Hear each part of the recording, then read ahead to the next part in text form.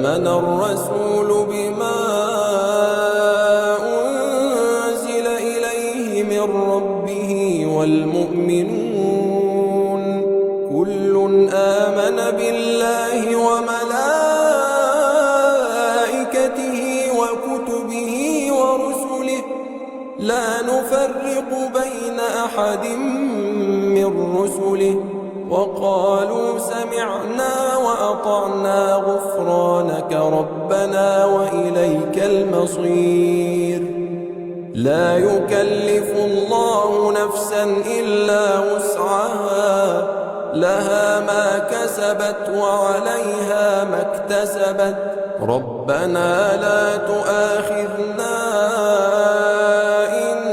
نسينا أو أخطأنا